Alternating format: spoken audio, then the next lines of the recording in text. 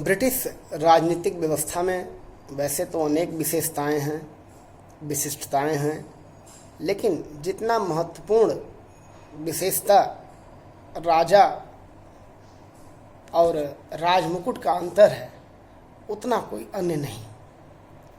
British संवैधानिक व्यवस्था समय के साथ धीरे धीरे आकार प्रकार लेती रही और ब्रिटिश संवैधानिक व्यवस्था की जो संपूर्ण यात्रा है, उसमें वह राजतंत्र से संसदीय लोकतंत्र की ओर बढ़ी है। एक समय था कि ब्रिटेन में राजा का शासन था, संपूर्ण कार्यपालिका, व्यवस्थापिका और न्यायिक शक्तियाँ उसी में केंद्रित थीं। लेकिन समय के साथ धीरे धीरे राजा की शक्तियाँ कम होती चली गईं और उन शक्तियों का जो स्थान था वह दूसरी संस्थाओं में निहित होता चला गया। यही विकास और यही अंतर राजा और राजमुकुट के वर्तमान अंतर का मुख्य कारण है। ब्रिटेन में संसदीय व्यवस्था के विकास के साथ ही राजा की जो कार्यपालिका, व्यवस्थापिका और न्यायपालिका की शक्तियाँ थीं, उन सब का ह्रास होता चला गया। यह ह्रास कोई एक दिन में नहीं हुआ, इसके पीछे सदियों की संवैधानिक परंपराएं और परिस्थितियां जिम्मेदार हैं। ब्रिटेन में स्टुअर्ट काल में एक व्यंग्य प्रचलित था और पूछा जाता था कि ब्रिटेन में कौन शासन करता है। ब्रिटेन में कौन शासन करता है? उत्तर मिलता था राजा। फिर पूछा जाता था राजा पर कौन शासन करता है? उत्तर मिलता था ड्यूक। और अंत में पूछा जाता था ड्यूक किसके आदेशों के अधीन है? तो उत्तर आता था कि वह शैतान के अधीन है। वास्तव में यह जो विकास यात्रा है, यह राजतंत्र से लोकतंत्र की यात्रा के विभिन्न पड़ावों को दर्शाता है। मुन्नो ने लिखा है कि आजकल कौन शासन करता है। आजकल कौन शासन करता है, यह प्रश्न मुन्नो ने उठाया है। तो लोगों ने कहा आजकल प्रधानमंत्री का शासन है। प्रधानमंत्री किसके नियंत्रण में है? प्रधानमंत्री संसद के नियंत्रण में है। तो यह जो नियंत्रण और उत्तरदायित्व की भावना है, इसका विकास सदियों में हुआ है, यह एक दिन की खोज नहीं है। यद्यपि राजा की शान शौकत और उसका मान सम्मान आज भी वैसे ही बना हुआ है जैसा कि मध्यकाल में था, लेकिन आज उसकी शक्तियों के प्रयोगकर्ता के रूप में मंत्रिमंडल, जिसे कहा जाता है, उसने अपना स्थान ग्रहण कर लिया है और आज राजा के नाम से संपूर्ण शक्तियों का प्रयोग मंत्रिमंडल, जो कि प्रधानमंत्री के नेतृत्व में काम करता है, वही करता है। राजा अब इन शक्तियों को केवल धारण करने वाली एक सत्ता मात्र रह गया है और राजा के नाम से उन सारी शक्तियों का प्रयोग प्रधानमंत्री और उसकी कैबिनेट करती है। और यह प्रधानमंत्री और उसकी कैबिनेट हाउस ऑफ कॉमन्स के प्रति उत्तरदायी होती है और यह हाउस ऑफ कॉमन्स जनता के प्रतिनिधियों का एक सदन है। इन प्रतिनिधियों के प्रति प्रधानमंत्री के उत्तरदायित्व का तात्पर्य यह है कि प्रधानमंत्री जनता के प्रति उत्तरदायी हो जाता है। राजा आज जिस राजमुकुट को अपने ऊपर धारण करता है, उस राजमुकुट में संपूर्ण शक्तियां समाहित हैं। लेकिन राजा उन शक्तियों का धारण करता तो है, वह शक्तियां राजा के पास निहित तो हैं, लेकिन व्यवहार में उन सारी शक्तियों का प्रयोग प्रधानमंत्री और उसकी कैबिनेट करता है। यही अंतर है राजा और राजमुकुट का। राजमुकुट में जितनी भी शक्तियां हैं, उसका प्रयोग प्रधानमंत्री और उसकी कैबिनेट करती है, लेकिन राजमुकुट राजा के सिर पर शोभायमान होता है। तो राजा उन शक्तियों का धारण करता है और व्यवहार में उन सारी शक्तियों का प्रयोग प्रधानमंत्री और उसकी कैबिनेट करती है।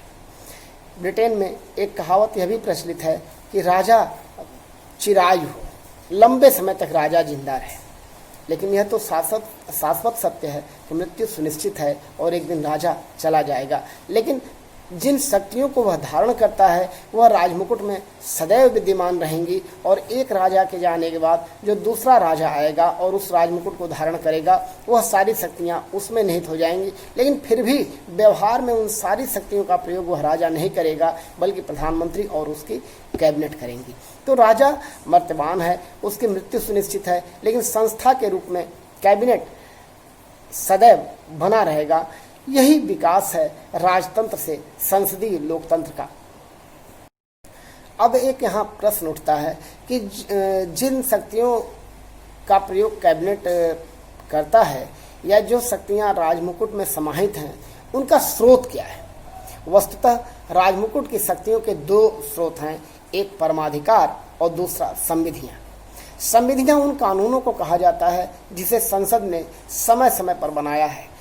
जब किसी कानून का निर्माण होता है तो वह कानून कार्यपालिका की शक्तियों में वृद्धि करता है और वह कानून कार्यपालिका को कुछ करने का अधिकार देता है। तो ये जो करने का अधिकार मिलता रहा विभिन्न कानूनों के माध्यम से जिसे संसद ने बनाया है, उसने राजमुकुट की शक्तियों में भारी वृद्धि की है। और दूसरा परमाधिकार। परमाधिकार वह अधिकार है जो राजाओं में वंश परंपरा के द्वारा ऐतिहासिक काल से निरंतर स्थापित रहा और राजा स्वाभाविक रूप से उन शक्तियों का प्रयोग करते रहे। यदि संसद ने उन शक्तियों में कहीं कोई कटौती नहीं की तो वे शक्तियां आज भी राजा में बनी हुई हैं। हाँ, जिन शक्तियों को संसद ने राजा से छीन लिया या जिसे कहीं अन्यत्र किसी संस्था में स्थापित कर दिया, उन शक्तियों को छोड़कर बाकी संपूर्ण शक्तियां परमाधिकार कहलाती हैं। आज राजा परमाधिकार का प्रयोग करता है, लेकिन इसके लिए भी वह प्रधानमंत्री और कैबिनेट के परामर्श के अधीन हो चुका है। सामान्यतः क्राउन की 3 प्रकार की शक्तियां हैं: कार्यपालिका शक्तियां, विधायी शक्तियां और न्यायिक शक्तियां। पहले कार्यपालिका शक्तियों की चर्चा करेंगे। कार्यपालिका शक्तियों के संदर्भ में ब्रिटेन में माना जाता है कि संपूर्ण कार्यपालिका शक्तियां राजा में निहित हैं, लेकिन सिद्धांत और में यह शक्तियां जो राजा में निहित हैं, व्यवहार में उसका प्रयोग प्रधानमंत्री और उसकी कैबिनेट के मंत्री करते हैं। कैबिनेट के सभी मंत्री और प्रधानमंत्री राजा के परामर्शदाता होते हैं और यह माना जाता है कि उन्होंने जो भी परामर्श दिया है कानूनों के संदर्भ में या नियमों के संदर्भ में, वह पूरी तरीके से उचित होगा और राजा इसीलिए प्रधानमंत्री द्वारा दिए गए परामर्श को या कैबिनेट के द्वारा दिए गए परामर्श को अक्षरशः मान लेता है, उसे स्वीकार कर लेता है। यदि कभी कोई ऐसा निर्णय हुआ या कभी कैबिनेट ने कोई ऐसा आदेश जारी किया जो उचित नहीं है, ऐसा राजा को लगता है, तो राजा व्यक्तिगत रूप से इन संदर्भ में कैबिनेट या प्रधानमंत्री से प्रश्न पूछ सकता है। राजा कार्यपालिका की शक्तियों का स्वामी होने के बावजूद भी प्रधानमंत्री द्वारा कार्यपालिका के संबंध में लिए गए सभी निर्णयों को इसलिए भी स्वीकार कर लेता है कि व्यवहार में प्रधानमंत्री और उसकी कैबिनेट का जो उत्तरदायित्व है वो हाउस ऑफ कॉमन्स के प्रति सदैव बना रहता है। यदि कोई निर्णय गलत हुआ तो राजा कहीं से भी उत्तरदायी नहीं होगा। यह उत्तरदायित्व केवल और केवल प्रधानमंत्री और उसकी कैबिनेट का होगा। उसे हाउस ऑफ कॉमन्स के सदस्यों के द्वारा पूछे गए प्रश्नों का उत्तर देना होगा। राजा कहीं से भी कोई उत्तरदायित्व लेने के लिए तैयार नहीं है। ऐसी परंपरा स्थापित हो चुकी है। अब राजा कार्यपालिका शक्तियों का स्वामी है, लेकिन व्यवहार में उसका कहीं कोई उत्तरदायित्व नहीं है। क्राउन की जो विधायी शक्तियां हैं वह इस प्रकार हैं। क्राउन संसद का वर्ष में एक बार अधिवेशन बुलाता है। क्राउन संसद के प्रत्येक वर्ष के प्रथम अधिवेशन में संसद को संबोधित करता है। यह सारा काम राजा करता है, लेकिन राजा का जो अभिभाषण है उसे तैयार करने की जिम्मेदारी कैबिनेट की होती है।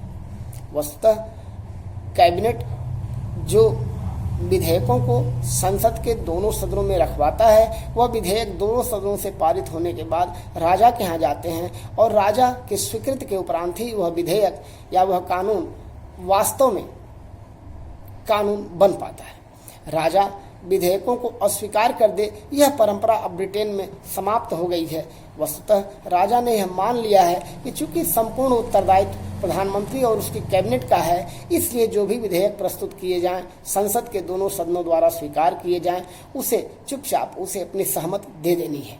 यह विकास ही राजतंत्र से संसदीय लोकतंत्र की ओर हुआ। राजा ने धीरे धीरे परिस्थितियों को देखते हुए अपनी शक्तियों का त्याग किया और वह शक्तियां संसद और कैबिनेट ने ग्रहण कर ली। कैबिनेट का उत्तरदायित्व संसद के प्रति है।